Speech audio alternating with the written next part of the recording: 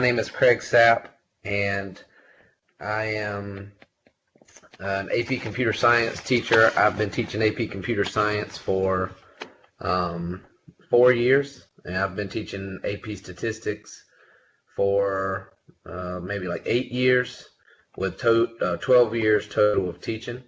I teach in Savannah Arts Academy in Savannah, Georgia, and I taught calculus, anything from calculus to Algebra 1, and then, like I said, I've been teaching the APs for 8 years. And I got trained on the AP Computer Science. I hadn't taken the computer science course in a while, and really just kind of fell in love with coding again. I hadn't seen it since high school, or college, excuse me, and just do it a lot in my class, get my students to do a good bit of it, even like game design using Greenfoot and things like that. It's really fun. I see how excited kids get about it, and just want to kind of share some of the things that I'm doing, and see if I can give some people some ideas on how to do things with Greenfoot. So what I'll do is I'll start from the very beginning. This is once you download Greenfoot and you create a new scenario. I'll name my scenario. I'll just call this Shooter Part 1. I'll just call it Shooter. Okay, so this game is going to eventually be a shooter game. So I guess it's trying to build, so let me give it a second.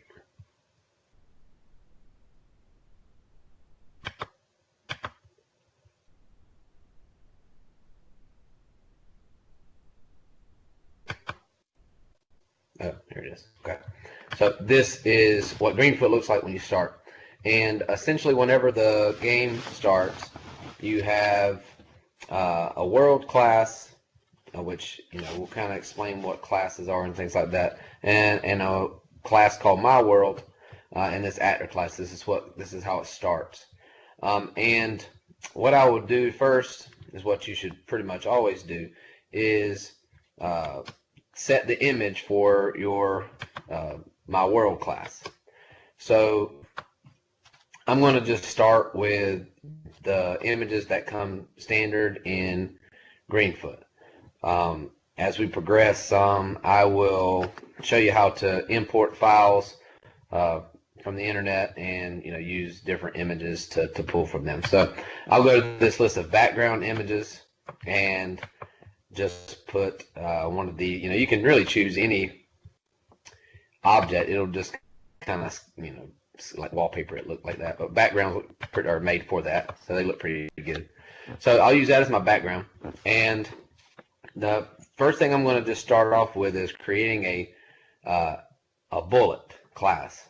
Okay, so a bullet, so to get things that operate inside of this world, we're going to have to create a subclass of actor. And when I do this, I'm going to be able to show you a few things about the actor class. But let me just get the bullet class going. And I'm just going to start off with this gold ball, my image. Okay. So if you right-click bullet, start that. And before we ever see any code or anything, I haven't looked at any kind of code. This is an example of a bullet. So this is actually called an object. So the bullet class is going to be where we define what this thing is and what it does. But this is an example of that class called an object. And while the game is paused, which it is right now, it's not running, you can right-click on an object and inspect it just to see the different types of properties of that type of object, which is what I'm going to do here. So if I inspect this, we're going to see some things about this object. Now, these things come built into Greenfoot. In fact, they are characteristics of all actors. Okay, and a characteristic, we'll get to it later, but will be called an instance variable inside of a class or a field. So for this bullet, the x coordinate is 162. That is in this direction, and the y coordinate is 197. It starts 0 is at the top. Okay, so 197 going down, and I can show you that's so. This would be like in the middle of the screen roughly. The y coordinate is going to be about 0, and the x coordinates, I put it exactly 300. So there are 600 pixels here horizontally, which would be, if you looked at the My World class, that's that one line of code in there that essentially gives you a 600 by 400 cell to start with. Okay, so that's the first thing in inspecting. It gets an XY coordinate. It also has a rotation, and a rotation is the direction that the bullet is facing. So the bullet is round, so it's not going to have any kind of orientation that's important, but it will, if we told it to move, it would move in the direction that it is facing, which is 0, which is actually east in Greenfoot. So east is 0, and then it's actually counterintuitive for most people who are familiar with trigonometry. It actually goes clockwise. So this 90 degrees would actually be south. Okay, and then the other two things, one of the other characteristics is a world. This is the world that the bullet lives in, and a Greenfoot image is just what it looks like, which is another characteristic. So think of these right now are the characteristics of a bullet. Okay, so if I go into bullet, this is actually where we define what a bullet does, or what it is. We could add other characteristics to it.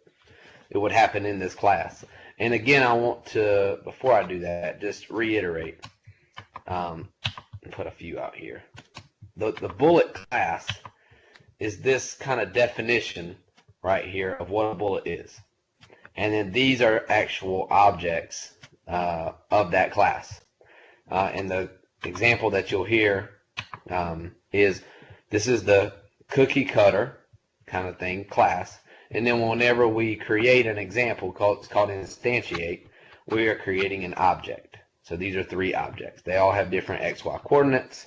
They all have the same rotation, which is 0, which is what's standard. But those are 3 objects. Okay. So when I go into bullet, I have this one method called act right now. So act is what a bullet does. Here's the act button right here. If I tell it to act, it's going to behave in however this code tells it to behave. Okay, so I'm going to start with the method, and it's going to seem like I'm kind of pulling it out of nowhere, but I know that there's a move method. I'll do move 5. Okay, so what move 5 does is it moves 5 pixels in the direction that it is facing. Okay, in a minute I'll show you where all these methods that we start with, these are called methods, but just think of them as things that you can do. What actors can do, I'll show you that in just a second. So this, whenever you compile code and it compiles with no syntax errors, that means that it makes sense to this compiler and that it will at least try to do something. Whether it does what you want it to do or not, then that's when you'll have to kind of troubleshoot. But right now I know it does something. Okay, so if I, again, right click and put a bullet in the world, okay, if I tell it to act, it moves 5 pixels. Remember, there's 600 pixels horizontally. So a call of act moves it 5 pixels in the direction it's facing, which is east, 0. The rotation is 0. Okay, and then run is a continual call to act. Okay, because it says run the simulation, but it's just going to call act repeatedly over and over. Okay, so it looks like that. And that is, let me pause it again. This is moving 5 pixels for every call of act. Okay, and how fast act is called is based on the speed bar here, but for the most part you could just kind of leave it around the middle, and usually kind of if you want it to go faster, instead of increasing the speed level here, you would just tell it to move more pixels. Okay. So first of all, I called that move method, and hopefully this will come up. It does. Okay, so this move method comes from the actor class, because a bullet, because we extend this class, which is called a subclass, a bullet is an actor. So anything that an actor can do, a bullet can also do, or have the property. So these are the different methods. Maybe it can look intimidating at first, but really it's not as much as it seems like it is. Okay, so the one that I did is move there, and it says it moves an int distance. Okay, so it's going to move this actor the specified distance in the direction it is currently facing. And void just means that it does not return anything back, and return may not mean anything either, but we just don't get an answer back from it. We just tell the bullet to move a certain distance, and then that's it. Okay, but that's where we would we're going to have to come up with different methods and things. Will come from this API or this information here. That would be for the actors. Okay, so let's see if we can try another speed, like 10. Okay, and just run, speeds it up a little bit, and still not probably as fast as we would want it. Maybe even, let me try 50. Okay.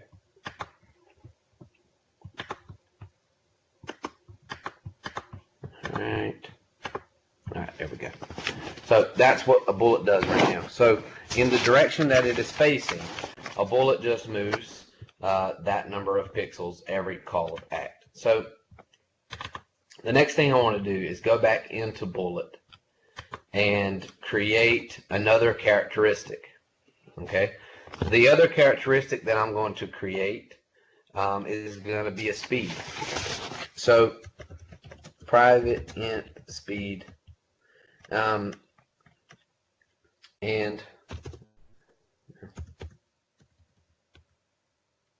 so I've added another characteristic, which is called a field or an instance variable for bullet, which gives it a certain speed. Now what this would allow us to do is to create different bullets that have different speeds. So every bullet that ever got created would have its own characteristic, just like right now each bullet has a different X coordinate, a Y coordinate, and a rotation. They all have the same picture pretty much right now. But the speed characteristic will allow us to change that. So to do that, we have this kind of special like method kind of thing here called a constructor. And a constructor will have the same name as the class. In this case, it would be bullet. Okay, and it'll take in a parameter. It'll take in a variable, which is an int.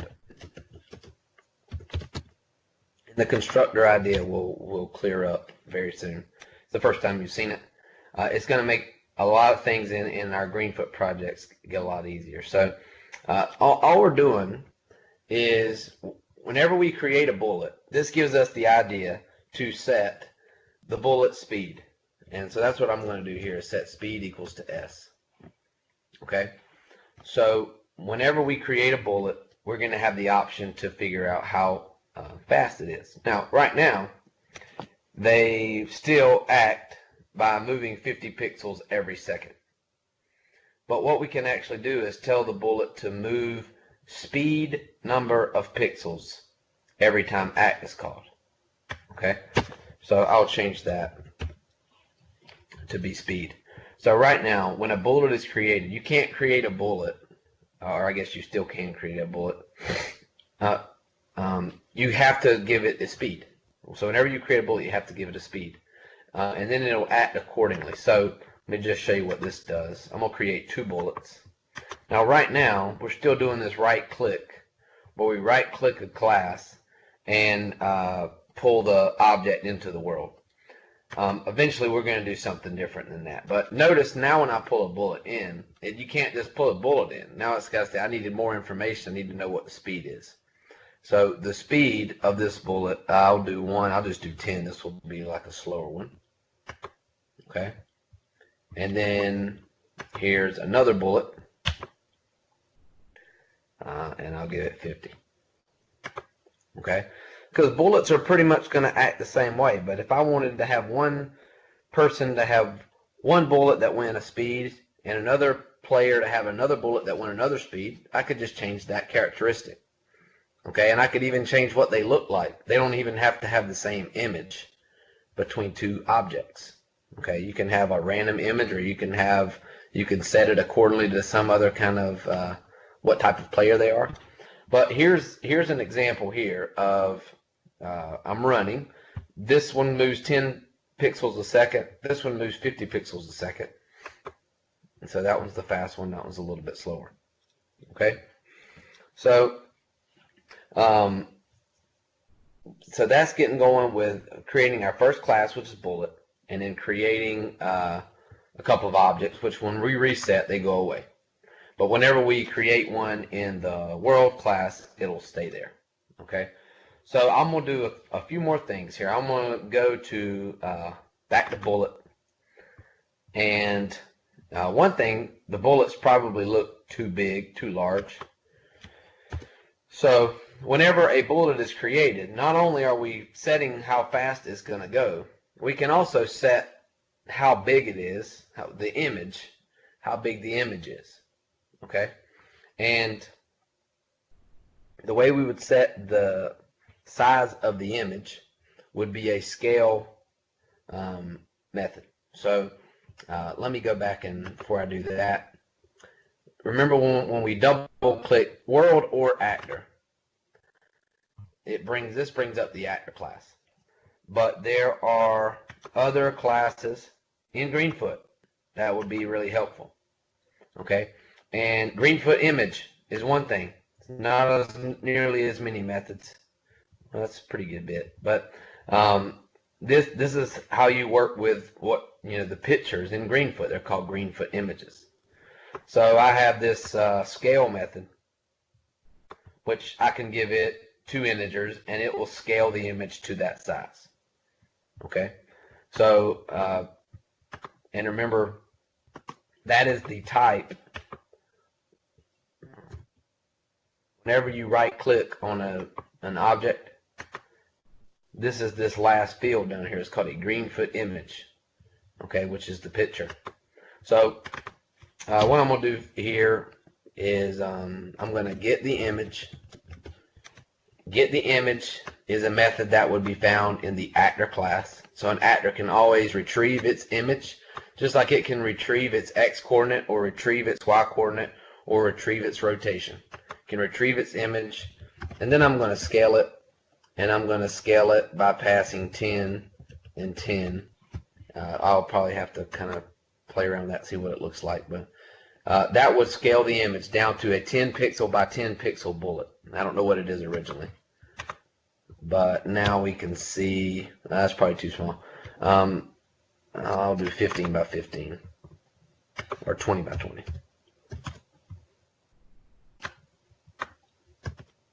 Okay. And now I have a bullet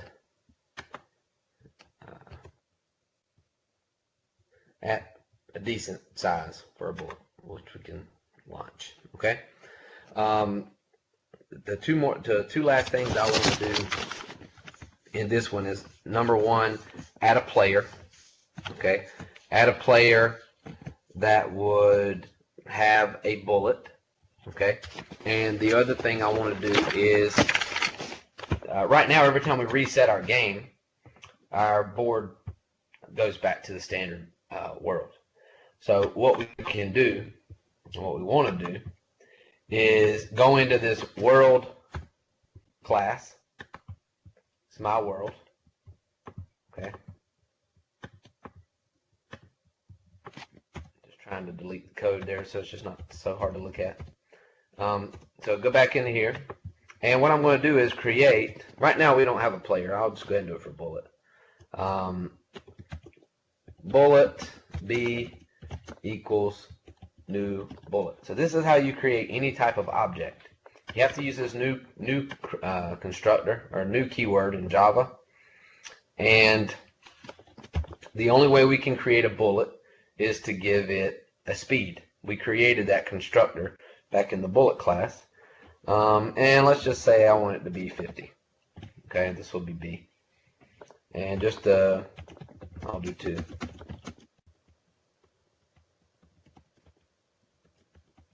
So now I have 2 bullets that are in the world. They're not. You don't actually see them in the world until you do this method called add object. And again, where would that be? That is in the world API. Okay. So add object right here is when you actually put an object into the world.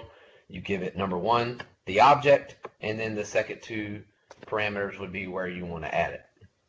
Okay, so I will do add object B. I'll put it in the middle of the world. Remember it's 600 by 400, so 300, 200 will be right in the middle. And then I'll do this one like kind of 500, 300. This one would be like lower right corner, kind of. Okay. So now what that does is every time I reset, I get these 2, and if I tell them to run, they go. Okay. And so that's what we're going to, once we create a player class, which I'm about to at least start on in a second. Once we create a player class, we want to reset this, and then we have like our starting world for our game with our player set somewhere, and eventually we'll have a bad guy and things like that. Okay, so let me go ahead and create player. This will be the last thing that I do here. So a player, and again, depending on how much time we have, I will at least show it because I would want to show you how to. I'll just do baby.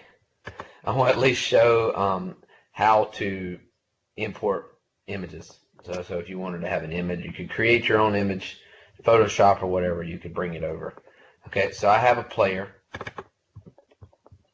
and I'm going to start player off essentially with one characteristic, which may seem a little funny at first, but it's a player. Not only does it have an X coordinate and a Y coordinate and an image and a rotation, but it also has a bullet. So I'm going to list it here. Okay, so I'm going to list private bullet right there. Okay, and really I can use another constructor. So I'll do public, or I could initialize it here and just give it a speed, but here I'll do, just to get used to doing these constructors here. And again, the more we do of these, the more the whole constructor idea will make sense. But I'll do public bullet, no args, which means whenever, this would be player. Whenever I create a player, there's just one way to create a player. I don't need any additional information. I'm just going to initialize a bullet, the speed of the bullet. So this player will have a bullet that is 80, so a fast one. Okay, so we have that, and then the last thing I want to do here is to be able to get to the player to respond to some user control, some keyboard inputs, and then when we tell it to shoot, we want to be able to shoot a bullet. Okay, so one of the things which really makes the game kind of come alive is the user inputs. actually in Greenfoot. So Greenfoot is a class in itself. And one thing that you can use is this isKeyDown method. IsKeyDown returns, tells you whether true or false. Boolean is either true or false. Tells you whether the key is being pressed or not. So if I said isKeyDown H, it would tell me back if H was being pressed down. So what I'm going to do is let me just get a shoot of, so I might not be able to rotate him yet. So let's say if, this is an if statement, which means the player will respond in a certain way if something is happening, if I'm pressing the space bar. If I'm pressing the space bar, I want it to shoot a bullet. Okay? So it would look something like if Greenfoot isKeyDown. And there'll be some things, if anyone has questions, I can answer, but I might not address it. Like the fact that I'm calling this from the Greenfoot class is because it is a static method. But the importance of that is probably less than getting some of the other things done. So I won't go into it now. So if Greenfoot isKeyDown, it's a string. And actually for the space bar, you just spell out space. If it's the left arrow key, well, you would type left, up, down, right, or any of the letters obviously would just be the letter. Okay? So this is what I'm going to do if a space is held down. I am going to put this bullet, the player's bullet, into the world. So we have to be able to put it into the world. And then once the bullet gets put into the world, it knows how to act. How does the bullet act? It moves speed pixels every count of act. So it'll know what to do. It'll shoot as long as it gets put in the world. So at this point, the whole idea is how do we get the bullet to get in the world? That method called addObject. The problem is addObject is not a player method. So in a class, you can only use methods that obtain to that class, or like I can use any method that comes from actor. Okay, because a player is an actor, but a player is not a world, so I can't use it. But what I can do, just like I can access or retrieve the player's X coordinate at any time, the Y coordinate, the picture, the bullet, I can access all these things. I can also access the world. So what I'm going to do is get the world that the player is currently in. And now there is a method in the world class called addObject. So now I can call the addObject method because now it's getting called from a world object. So the addObject, what do I want to add? I want to add bullet. Okay. Where do I want to add? Remember that's the other two parameters would be the X coordinate and the Y coordinate. And the X and Y coordinate that I want to use is the X and Y coordinate of the player. Okay? So if I call get world right here, get world is talking about the world of the player object because it's in the player class. If I call get X right here, that's not the X coordinate of the bullet or anything else. That's the X coordinate of the player because I'm defining the player class right now. And if I get Y, that's defining the Y coordinate of the player. Now if you weren't, sometimes if you had, like if I wanted the bullet's X coordinates, say they were different, I could do bullet.getX or bullet.getY. And if I wanted to be specific, I could do this .getX. But what this means is the object that you are calling the method from, which is it's just the player. Okay. But if I do this, let's just look at it. I'll have the two bullets in the world. But if I create a player object and run it, so right now the player's there, okay, nothing's happening. But if I hit the space bar, he shoots, okay. And I guess I'll do one more thing before. I don't think I'll get to any rotations. But what I do want to do, so I only gave him one bullet, and right now if I hit space again, nothing happens because there's bullet right there. But what I can do is once the bullet hits the edge of the screen, I can remove it from the world. And then it actually, if I hit space again, it will actually put it back in the world. And I think I might do that because that's a pretty quick fix there. So that will be in bullet. Because this is describing a bullet's behavior. How does a bullet act? You move speed pixels every time act is called. That's what it does. But I can say if is at edge, which is an actor method. Okay, and it's telling if the bullet is at the edge. Okay, I can, just like I did before, get the world. And if I don't get this, let's see, remove object, this. Let's see if this works. So what, let me, this is, if it compiles it work. Okay, so this is the world of the bullet. This is the method of the world class. So we already used add object, which adds an object to the world. Now this is removing an object from the world, but you have to tell it what object you want to remove. And the object I want to remove is the bullet, this one, the one that's currently, so even if I had two bullets in the world, if one of them's at the edge, it will remove that one. If the other one's not at the edge, it won't get removed. So this, every bullet goes through these same, the same code here. So now, if I put a player in the world, okay, and I run, and I might want to slow it down a little bit or speed it up a little bit so it doesn't look like such a lag right there, or like it's shooting multiple balls or bullets. But that's that will at least get us going there. Okay, so the last thing I want to do before I close, because when I start part 2, I want the player to be in the middle of the world with no outside bullets. I'm going to take those out. Okay. And so let me do that. So I'm going to take these two players out.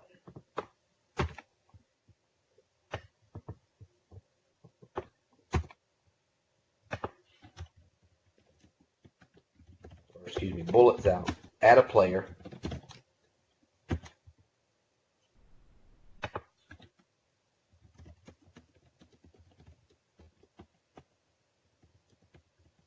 I could have initialized the player up here, or you can initialize it in a constructor.